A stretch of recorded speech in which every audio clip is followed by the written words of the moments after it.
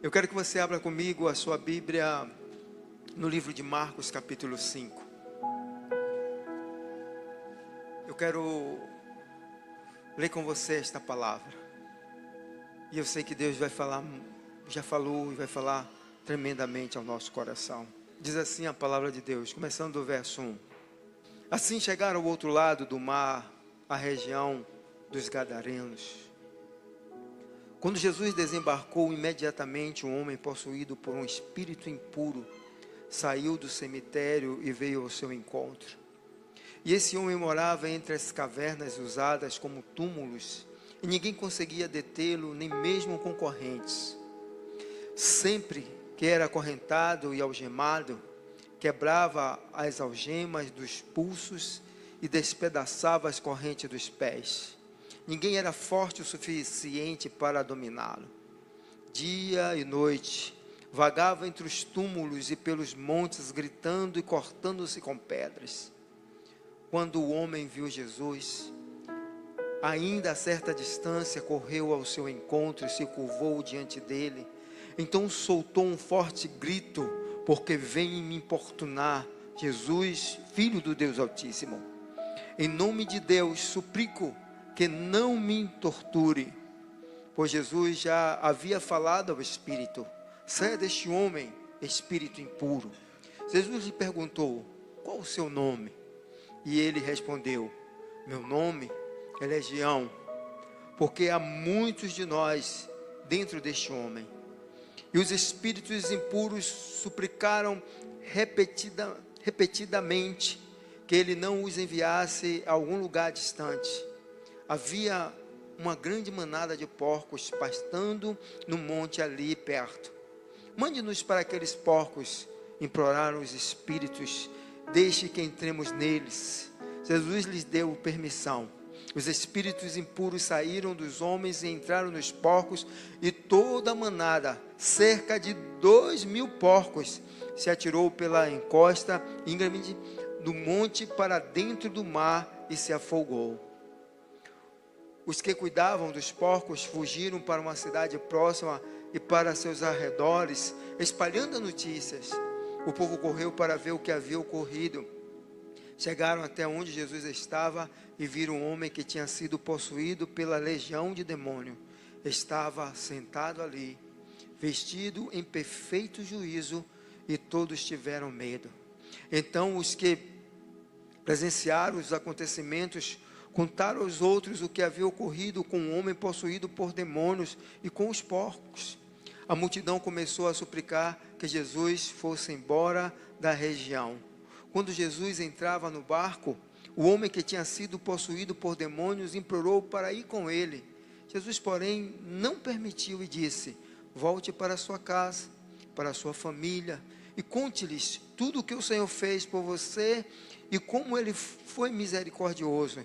Então o homem partiu e começou a anunciar pela região das 10 cidades quanto Jesus havia feito por ele, e todos se admiravam do que ele dizia.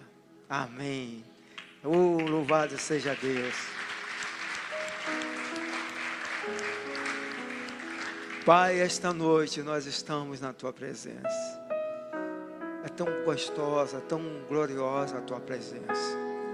Que o teu Espírito Santo continue falando conosco de uma forma tão linda como o Senhor começou, desde o início desse culto, nas palavras, nas orações, nos louvores. Que o teu Espírito agora encontre um lugar todo especial em nosso coração para trazer a revelação da tua palavra. Que todo sofisma, todo engano do inferno, do diabo, caia de nossas mentes, dos nossos olhos. Que possamos compreender a sua boa, perfeita e agradável vontade. Fala conosco, Pai, agora, através da tua palavra, no nome poderoso de Jesus. Amém, amém e amém. Glória a Deus. Aleluia. Eu quero nesta noite falar sobre o tema Justiça de Deus para salvar. Aleluia. Eu fico perguntando às vezes, quanto nós estaríamos dispostos a dar? Quanto você estaria disposto a gastar para salvar uma vida? Quanto você tiraria do seu bolso, do seu tempo, das suas horas do dia, para salvar uma vida? Talvez se fosse uma vida preciosa, valiosa, de alguém importante, talvez até você pudesse até investir um pouco e fazer questão de ir lá. Agora imagine se fosse uma vida igual a desse homem, que aos nossos olhos não vale nada, que aos nossos olhos parecia um pobre coitado, sem remédio, sem solução. Eu vou dizer uma coisa a vocês, muito séria.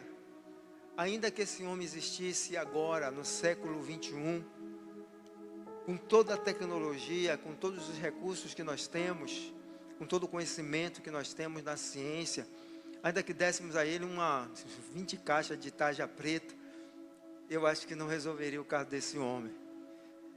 Porque a Bíblia diz que ele era acorrentado, e ele quebrava as correntes. Ele despedaçava as correntes. Eu me lembro que uma vez nós tivemos aqui na igreja uma senhora que ficou possessa. Nossa igreja começou, era banco. Eu não sei quantos irmãos lembram da igreja de banco. Essa mulher pegou os bancos e começou a jogar para cima, assim, ó, pá, pá, pá. E aí, foi uma loucura, segura. Quem segurava?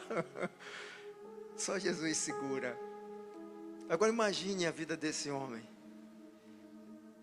possuído de demônios, com a vida toda destruída, vivendo nas covas, nas sepulturas, se cortando com pedras. Então seu corpo sangrava e secava e misturava com barro. Você já imaginou essa cena? De sangue seco misturado com barro? Como era a aparência desse homem e o cheiro desse homem? Com certeza não era um cheiro bom. E é esse homem que Jesus decide ir lá na cidade. E a Bíblia diz que Jesus pega um barco.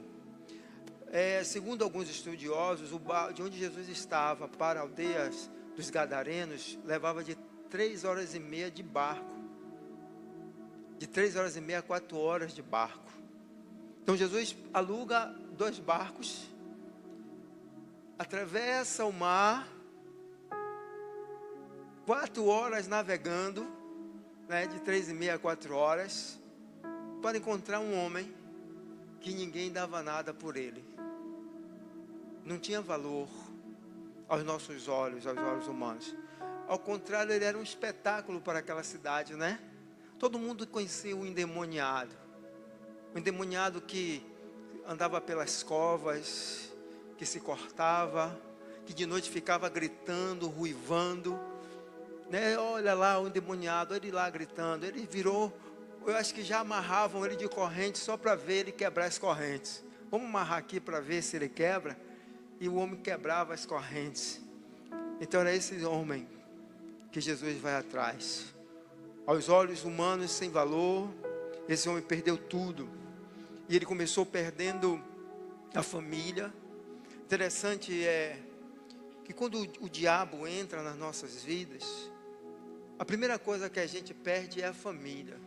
Não se engane. O primeiro alvo do diabo é a família. Não é à toa que tem se levantado uma campanha, né? Uma campanha a nível mundial para destruição, a desestruturação e a destruição da família. Isso é diabo. Toda proposta que é feita para destruir a família, tenha por certo que saiu do coração de Satanás. Toda proposta. Sabe, a igreja, ela fala da família, ela prega sobre a família.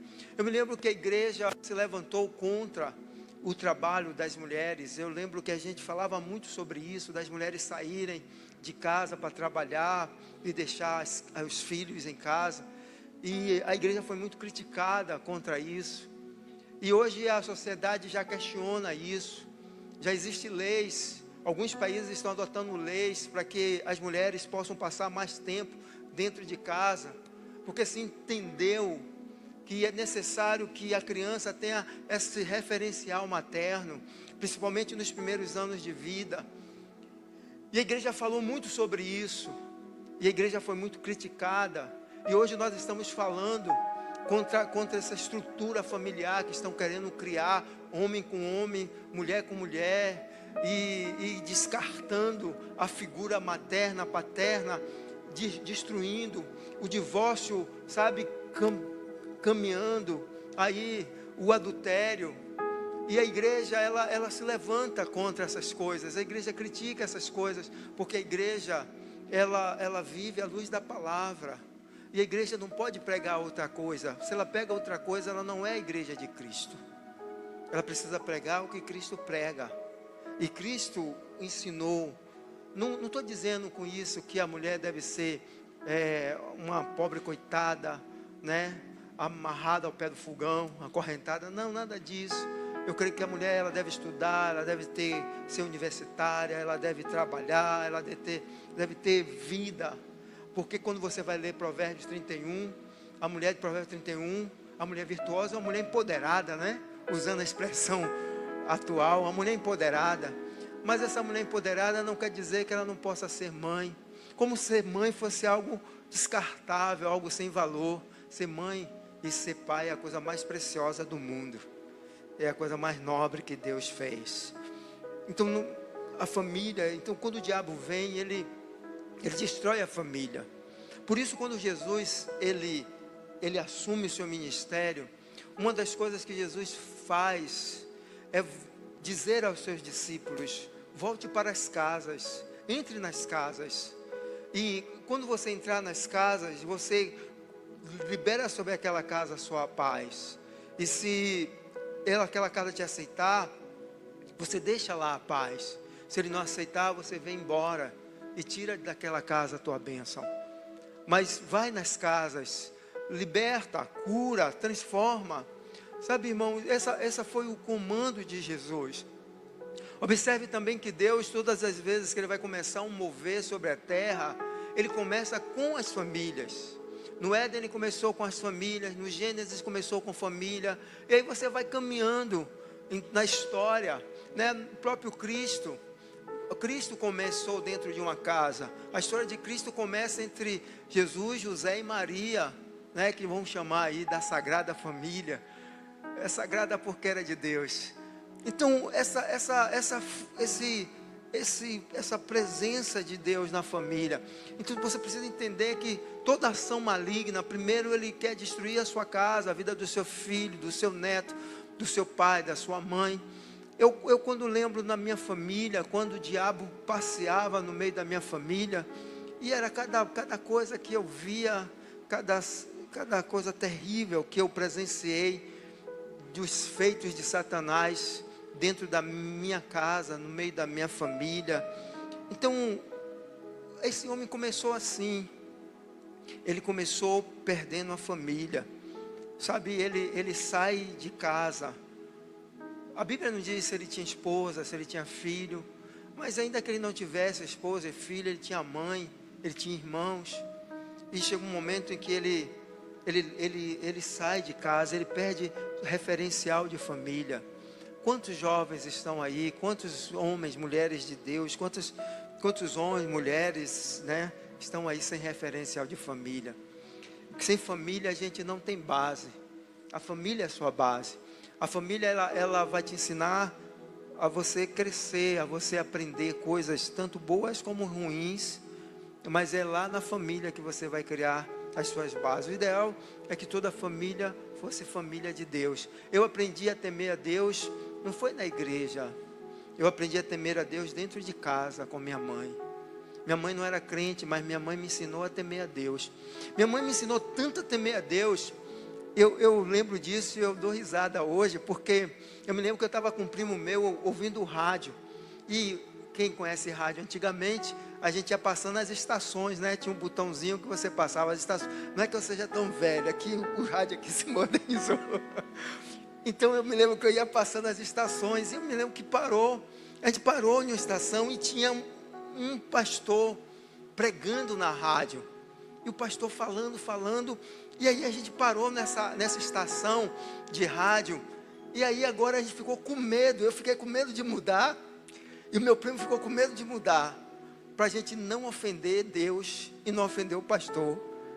De tanto medo, assim, de tanta reverência que eu tinha às coisas de Deus, né? Então, essa identidade de Deus dentro de casa, e nós temos perdido isso.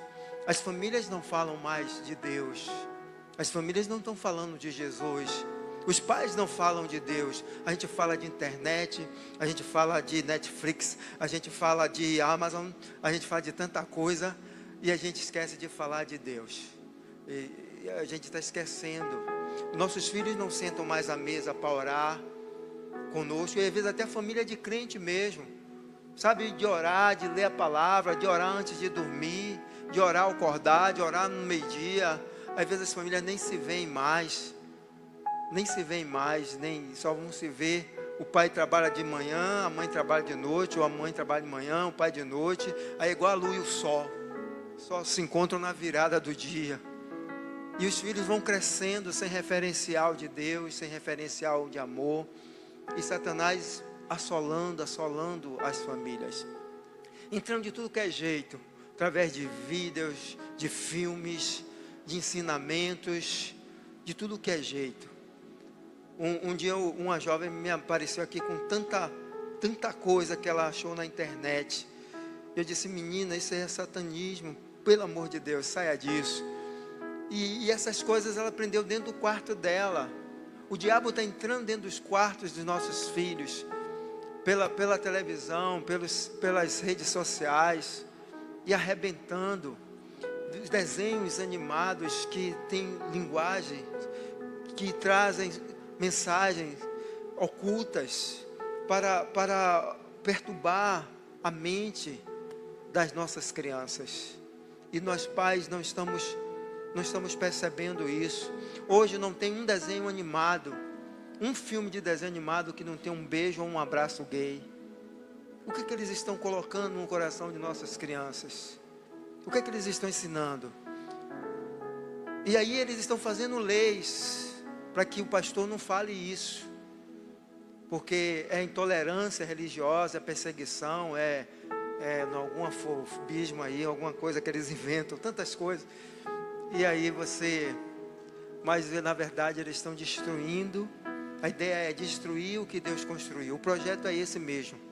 O projeto é esse: acabar com a estrutura familiar segundo a Bíblia e trazer uma nova estrutura que não seja de Deus. A questão é que as consequências disso serão desastrosas, porque isso vai causar um desequilíbrio mental, emocional muito grande na vida dos nossos jovens, na vida da geração futura.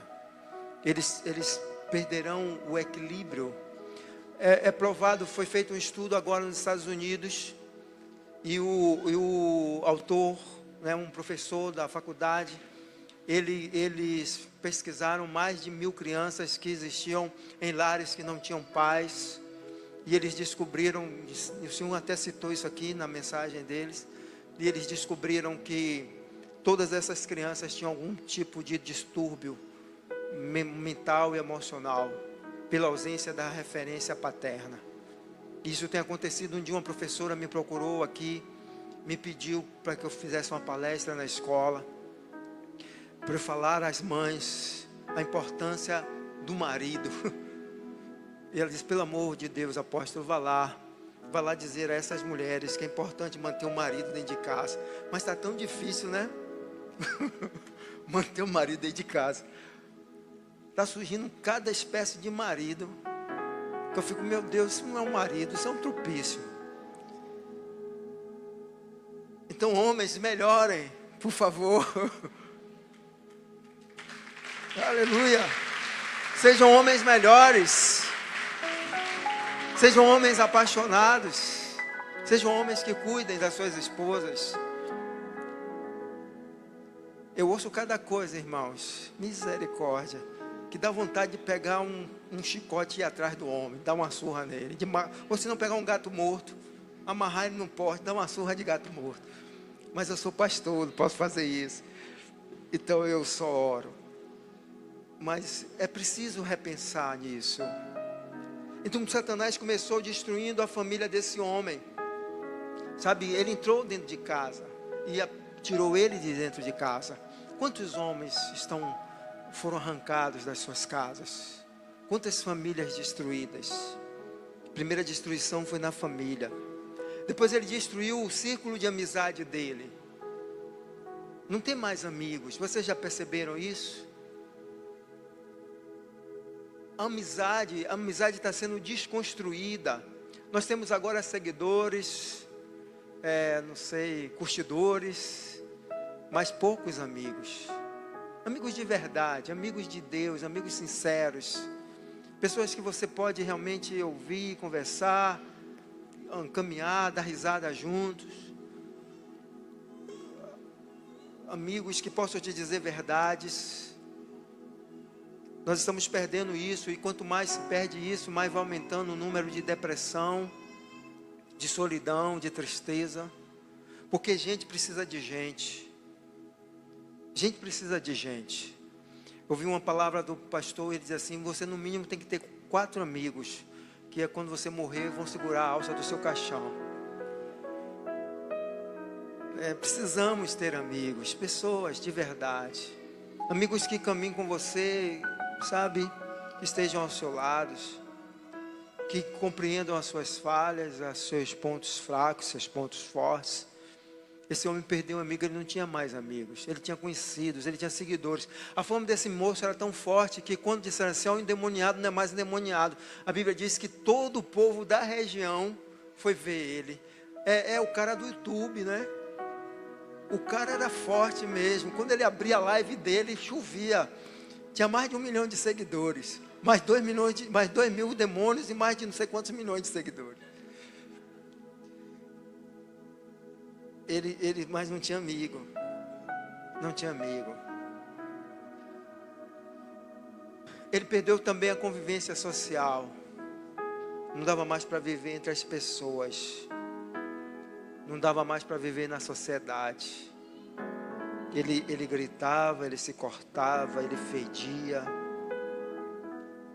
Ele quebrava as correntes. Ele não tinha mais traquejo para viver. Eu não sei, está existindo uma onda de pessoas assim, que não está perdendo a paciência do outro, está perdendo a paciência de conviver em sociedade. Muita gente assim, que está odiando viver no meio das pessoas, que não está gostando mais, tudo aborrece. Ela não tem mais prazer em viver. O diabo destruiu a convivência social desse homem. Ele não fazia mais parte da vida social da cidade. Ele agora era aquele que andava nas sepulturas, nas covas, entre os mortos. Quantas pessoas nós temos visto aí que estão andando entre os mortos, andando como zumbi, sabe, pela vida. Elas estão no shopping, mas estão cercadas de nada, não interagem, não se incomodam, não se preocupam com ninguém, com nada, nem consigo mesma. Aquele homem também perdeu todo o dinheiro que ele tinha. Essa é outra área que Satanás tem a entrada de sola, acabando com a vida financeira das pessoas. Vamos tirar o dinheiro dele. Se a gente tira o dinheiro dele, a gente tira dele a vontade de viver. A gente tira dele os sonhos, tira dele a esperança. Porque botaram na nossa cabeça que a gente tem que ter dinheiro, tem que ter dinheiro, tem que ter dinheiro, tem que ter dinheiro, tem que ter dinheiro, tem que ter dinheiro, tem que ter dinheiro. Aí você vai no banco, cadê o dinheiro? Você olha para a carteira, cadê o dinheiro? Você olha para o bolso, cadê o dinheiro? Aí Pedro um dia olhou para o homem e disse assim, o homem disse assim: me dá um dinheiro aí, Pedro. Ele disse: eu não tenho dinheiro. Me dá um dinheiro aí, João. Eu não tenho dinheiro, mas eu vou dar a vocês o que eu tenho. Mais importante do que dinheiro é ter Jesus. É ter Jesus. É ter Jesus. Tem pessoas que estão morrendo, matando, A semana eu estava ouvindo uma pesquisa, 60% dos divórcios no Brasil hoje, 60% é por causa de dinheiro. 60% dos divórcios hoje é por causa de dinheiro. Os casais estão se separando, se brigando, se matando, se gargalando, se xingando por causa de dinheiro. Satanás está entrando, assolando. Interessante que eu nasci em uma casa que não tinha dinheiro. Às vezes a gente não tinha dinheiro nem para comprar o pão. Eu nunca vi minha mãe dizendo assim, seu preguiçoso, seu... Não, ela acordava de manhã e ia cozinhar uma banana, cozinhava um mamão verde, um aipim, um inhame, e pronto. Ou senão ia lá no armazém de seu Zacarias, comprava o pão fiado, e no final do mês pagava, e pronto. E acabou. E a gente comia aquele café, e ia jogar bola, e estava todo mundo feliz. Botava aquele short que ela costurava. Eu não sei onde ela aprendeu aquela moda, mas ela fazia um short que só Jesus. E a gente saía, ia jogar bola e pronto. E eu nunca vi minha mãe gargalando meu pai, dizendo assim, seu filho de uma mãe, você não tem dinheiro. E aí ela ia trabalhar com ele, e a gente ia trabalhar com ela, para juntar o dinheiro, para às vezes suprir as nossas necessidades. Mas hoje as famílias têm TV a cabo, tem assinatura de internet, tem mais não sei o que, tem televisão de 60 polegadas, tem mais um som, tem mais um iPhone, e tem mais esse negócio aqui da maçãzinha que me deram de presente, e tem tanta coisa, mas estão se matando por falta de dinheiro. O homem perdeu o dinheiro, e aí ele perdeu também o respeito. Perdeu o respeito, ninguém respeitava mais ele. Família, os amigos, não tem respeito. Você é um Zé Ninguém. Sabe, irmão, a pior coisa na vida é quando a gente perde o respeito, quando a gente não se sente amado. Pior do que não amar, deixa eu dizer isso a vocês, pior do que não amar, é não se sentir amado. Quando você olha para você, e você olha para a sua casa, para os seus filhos, para a sua esposa, para a sua mãe, seu vizinho, e ninguém te ama. Até o cachorro, quando você chega, ele sai. Era assim que estava vivendo esse homem. Ele perdeu o respeito, ele não se respeitava, ele não era respeitado por ninguém. O diabo arrancou tudo dele. Tudo dele. Aí eu pergunto, você seria capaz de pagar um barco, de viajar 3h30 para encontrar uma pessoa dessa? E aí, para somar tudo isso, ele ainda estava possuído por 2.000 demônios. Imagine uma pessoa com um demônio só, já dá trabalho, imagine com 2.000. Imagine, você seria capaz de fazer isso? Mas aí a Bíblia diz que Jesus se levanta como justiça de Deus. Isaías 61 vai dizer que nós somos justiça de Deus, carvalho de justiça. E como justiça de Deus, em primeiro lugar, a gente deve entender isso, que Deus nos chamou para desfazer as obras do diabo, para tirar o governo, o domínio do diabo. Nós começamos o culto lendo sobre isso. A nossa luta não é contra a carne e o sangue, mas contra principados, potestades nos lugares celestiais. Então nós precisamos entender isso. Deus me chamou para destronar Satanás e levar a essas pessoas esperança, levar vida. Você já pensou isso? Você já pensou a grandeza disso? De você entrar em uma casa, sabe, pegar uma família que está toda destruída, e você poder ver aquela família ser toda restaurada, toda limpinha, e se amando, se abraçando. Uau! Quando a apóstola fez aqui a caravana da unção, tanto testemunhos, de famílias restauradas, quando elas entraram nas casas e oraram e saíram consertando tantas casas. Então Jesus te chamou para você fazer justiça, para você salvar vidas. E eu quero que você entenda o Jesus que você tem. Diga assim: o Jesus que eu tenho é muito poderoso para fazer coisas que eu nunca pensei, que eu nunca imaginei. Aleluia. Glória a Deus. Eu quero ser bem breve aqui. A primeira coisa, esse Jesus que você tem, para Ele não existe distância. Entenda isso. Barco, avião, o que for necessário para salvar uma vida. Jesus não tem distância. Não existe distância geográfica que possa impedir Jesus. Então entenda que o seu Jesus, Ele é poderoso para ir em qualquer lugar, para alcançar qualquer lugar, qualquer pessoa.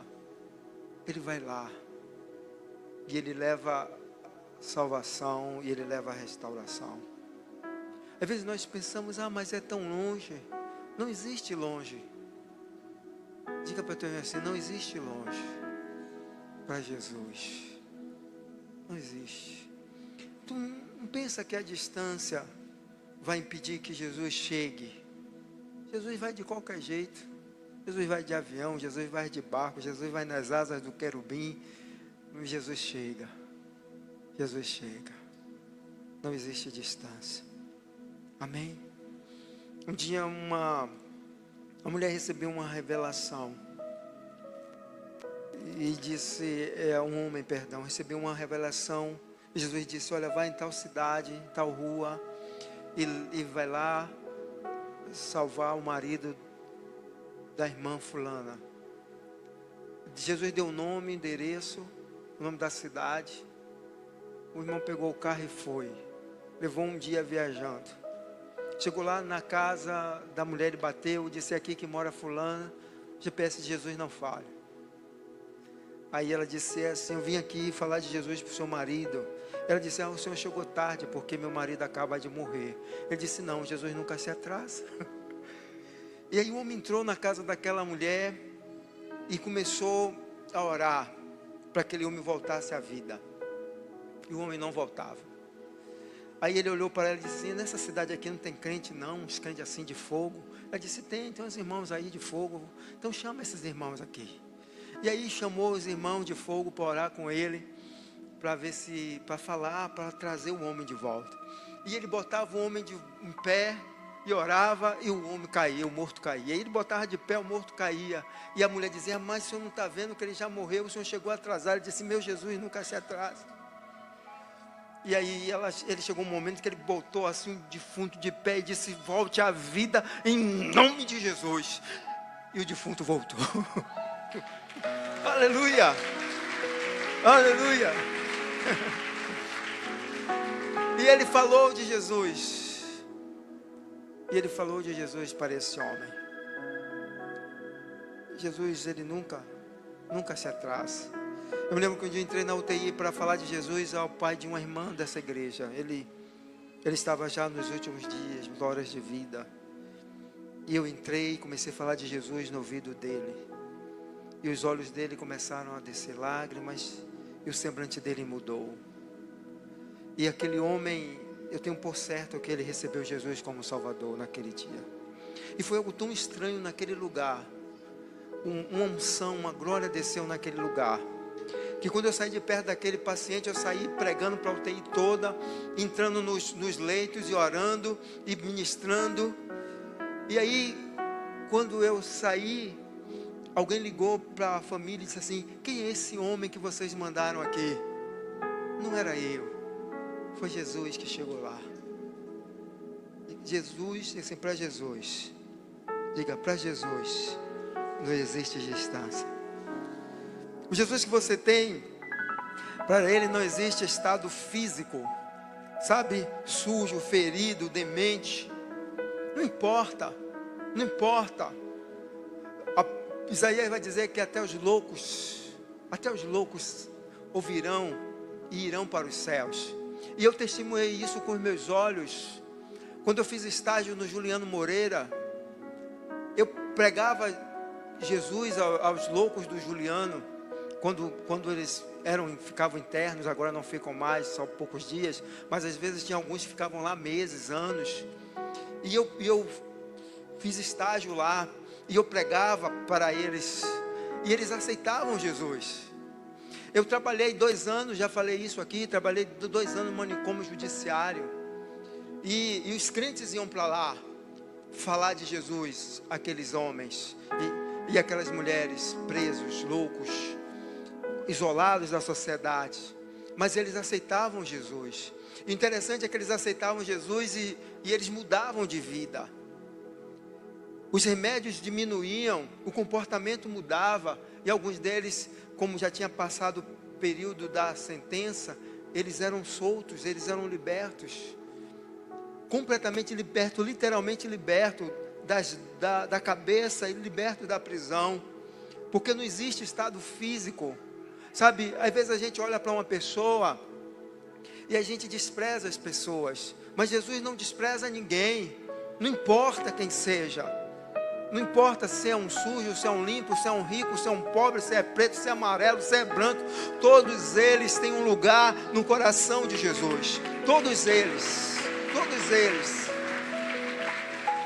O estado físico daquele homem era deplorável, era o pior estado físico que a gente poderia imaginar, mas Jesus somou ele para si, ele se ajoelhou nos pés de Jesus, ele abraçou Jesus, e Jesus falou do amor dele, e Jesus o curou, Jesus o libertou.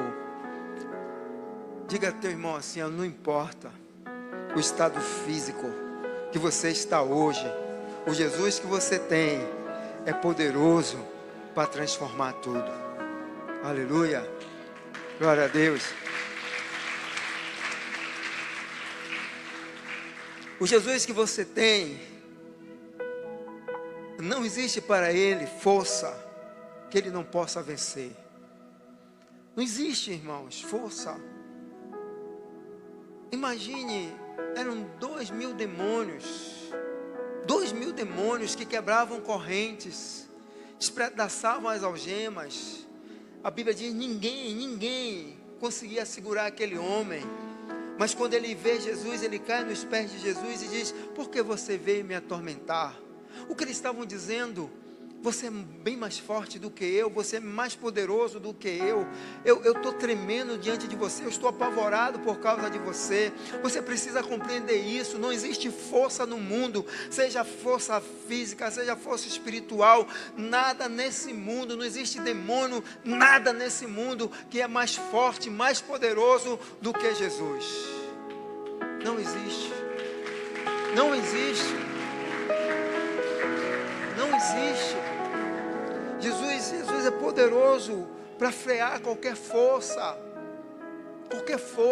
seja força física, material, seja força espiritual, seja no mundo espiritual, seja no mundo físico. Jesus é poderoso para frear, para dizer chega. A Bíblia diz que toda autoridade foi dada a ele, nos céus, na terra, embaixo da terra. Jesus pode frear qualquer força que venha debaixo da terra. Jesus pode frear qualquer força que venha do ar, qualquer força que esteja sobre a terra. Ele é poderoso. Aqueles demônios, eles não tinham força para vencer Jesus. Deixa eu te dizer, me ouça com muita atenção. Eu não sei o que está acontecendo na sua vida, mas seja lá o que for, Jesus é suficiente para resolver tudo. Tudo. Não é qualquer coisa, não é algumas coisas, é tudo. 2.000 demônios. E Jesus diz: o que vocês estão fazendo aqui? Ele diz: eu não quero sair daqui. E Jesus dá ordem a eles, e eles se lançam no precipício, porque Jesus muda aquela cidade. E de repente aquele homem que era louco, doente, sujo, imundo, agora era um homem limpo, lavado, de roupas novas, cabelo cortado, perfumado. E as pessoas dizendo: o que é isso que Jesus fez? O que é isso que Jesus fez?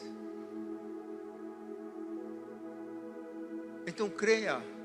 Diga a teu irmão assim: creia. Creia que tudo que você está passando nessa vida, Jesus é poderoso para consertar. Jesus é poderoso para arrumar. Jesus é poderoso para fazer. Jesus. Não existe demônio que possa resistir a Jesus. Aleluia. Aleluia. Glória a Deus. Aleluia. Essa noite eu quero concluir pontuando duas coisas na sua vida. Duas coisas que eu quero que você aprenda aqui comigo hoje. Aleluia. Não existe pessoa que não possa ser liberta por Jesus. Diga assim: toda e qualquer pessoa pode ser liberta por Jesus. Não existe ninguém que não possa ser. Todos podem ser libertos por Jesus. E a segunda coisa que eu quero que você entenda é que você é o canal. Diga assim: eu sou o canal para fazer o nome de Jesus ser glorificado sobre a terra. Você é o canal. Você é o canal. Todo ser humano pode se dobrar diante de Jesus. Por pior que ele seja, ele pode se dobrar. E você é o canal. Jesus quer usar você. Assim como ele usou Pedro, Tiago, João, Paulo, ele pode usar você e ele quer usar você. Amém? Você pode receber isso. Porque você é a justiça de Deus. Você é a justiça de Deus para levar esperança. Você é a justiça de Deus para levar salvação. Você é a justiça de Deus para levar cura, prosperidade para a sua casa. Você é o canal. E quando Jesus entra na sua casa, na sua família, Ele muda tudo. Ele muda tudo. Eu vim de uma família idólatra. A minha família era muito idólatra. E minha família, além de ser idólatra, ela era envolvida com a feitiçaria. Não minha mãe, mas os nossos parentes eram assim. Eles eram envolvidos com a feitiçaria. Na minha casa nós tínhamos uma parede e um quarto onde tinha imagem de muitos santos. Muitos santos. A minha avó rezava todo ano para um determinado santo. Todo ano ela tinha que fazer aquele negócio daquela reza. Mas quando Jesus entrou na nossa casa, quando Jesus entrou na nossa família, Ele mudou tudo. Um dia a vizinha, eu vou encerrar contando isso para vocês. Uma das nossas vizinhas entrou na nossa casa e disse: Raimunda, seus filhos agora são crentes?